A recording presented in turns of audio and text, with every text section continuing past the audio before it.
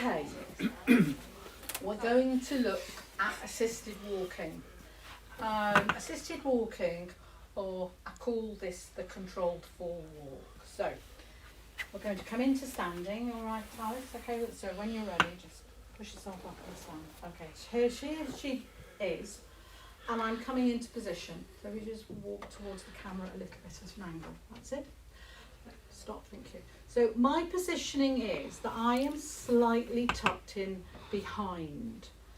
And on this position I have my hand on the hip, because when I have my hand on the hip, it means that I can actually pivot and get her to do anything. Having your hand on the hip is very important. And then I've got the choice of hand holds. So with this, if, as we'll see in a minute, she's holding something, I put my hand on her shoulder, okay?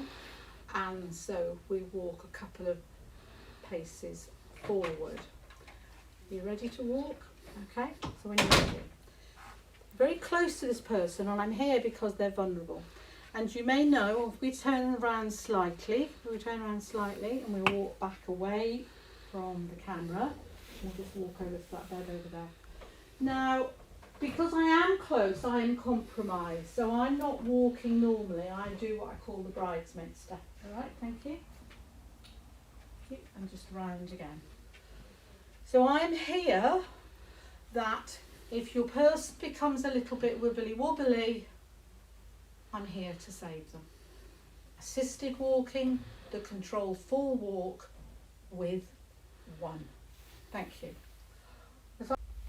Okay, now dependent on the risk assessment of this person, there might be slightly different handholds. So if they only need very minimal help, then my hand will come to the middle of the back. But generally, my hand is going to go on the hip.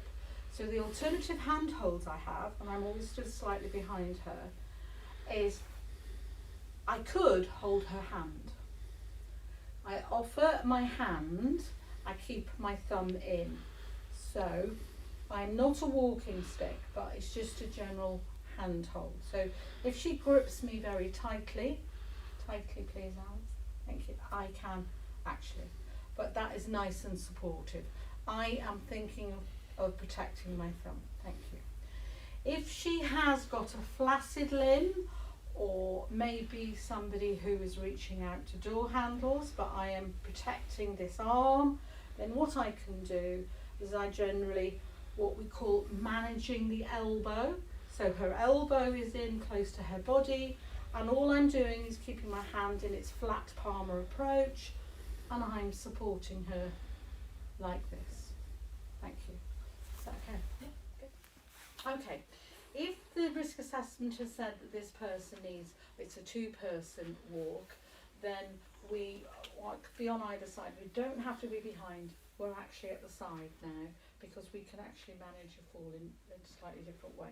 So we put our arms in. Lisa puts her arm in first and she goes to the hip. I put my hand in and go for the hip. And this time, again, we've got a choice of handhold. We could have the shoulders like that, or we could offer the hand like that, not that. And let's just take a couple of steps forward. Thank you, that's lovely. With this one, you can tend to either do Lisa's walk or you can do the forward walk. Yes, there's choices. Thank you very much. An alternative two-person hand hold is you can take the person's hand, I'll show you the difference in a minute, we're making sure their shoulder and their elbow is kept in. So we are just supporting the arm, we're not supporting their whole body work.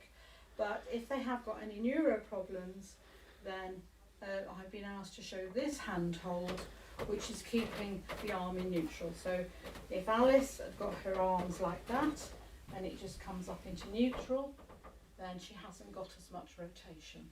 And that is quite a comfortable walking hold.